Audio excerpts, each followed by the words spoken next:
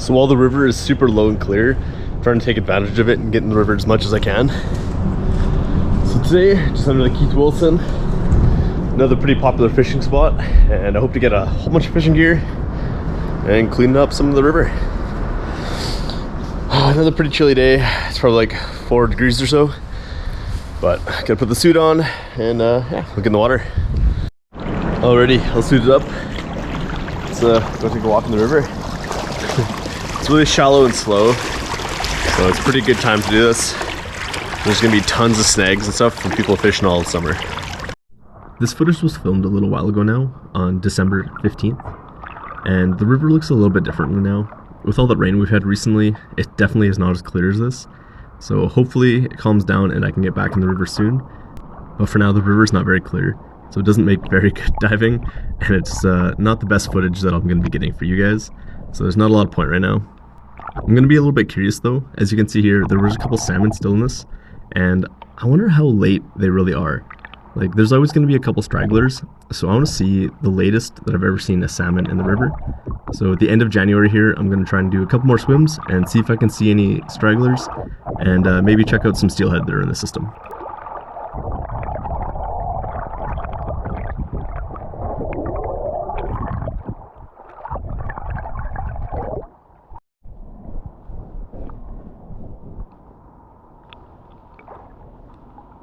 Swimming in the river this time of year is just like swimming through a massive fish graveyard. The amount of fish corpses just everywhere is just wild.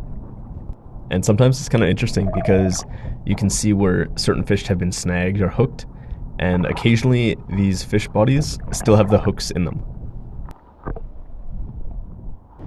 It's pretty wild how much this has changed since last year. So that big storm that came through totally changed the dynamic of all this. For years, this was a big, deep stretch right here. It was about 20 feet deep or so. And people actually used to jump off the bridge there. But now it's like 2 or 3 feet deep. And the deeper channel is over here, but it's still only like 4 feet deep or so. So this has changed a ton. There's definitely not as much stuff here as I thought there was going to be.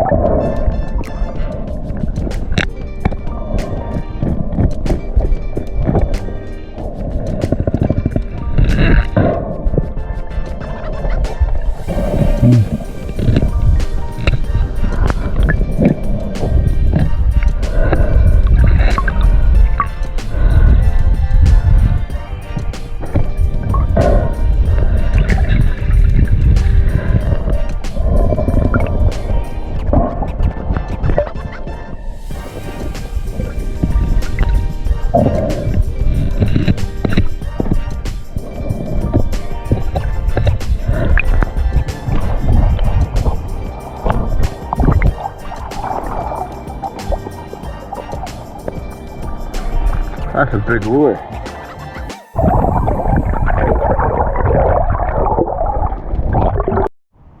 You can see just how cold it is.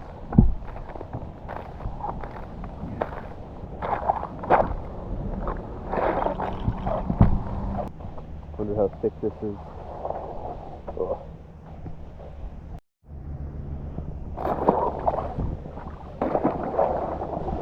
Not very thick. So there wasn't as much as I thought there was going to be, but a big problem was just how... And it was about this point where my GoPro battery died. GoPros really do not like the cold, and didn't have my super case on it today, so it drains the battery really quick. I was only able to shoot for about 30 minutes, and I couldn't film anymore, but it was a pretty short dive overall, so it wasn't too needed. But we jumped right into taking apart all the fishing line that I found from this dive, and the group of us did from our last river dive. So I had quite a haul to go through, and this took me several hours. I hyperlapsed this and sped it up, I think 8 times, but it took me probably 3 hours to go through all this fishing line. So here it is in about 45 seconds.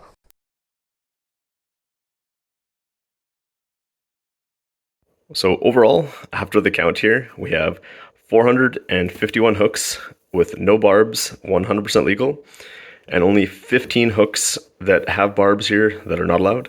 And overall, that ratio is really good.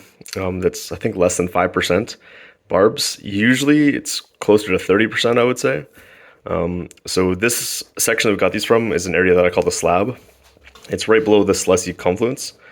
And I think because of how popular this is, people kind of monitor themselves. If a person was to be seen fishing beside someone else, they'd probably get called out for using a barb. Yeah, so I guess places with that much pressure do tend to monitor themselves, and it's right beside the road, so it'd be really easy to catch someone. And I think DFO conservation people check that area semi-regularly just because of how many people are there. But yeah, so like I said here, we have 466 hooks that we pulled from the river. That was a lot of fishing line. This took me a couple hours to cut away. And yeah, so I think we're going to try and do something cool with these hooks. I'm not too sure yet, but I have a lot of material here to do something fun with. So anyways, guys, thanks for watching. As always, a big thank you to my Patreon supporters. This year's goal is 5,000 drinking containers out of my local waterways. I definitely got to get a jump on that because it's going to be some task. Anyways, guys, if you want to join and help support this cause, the link is in the description down below.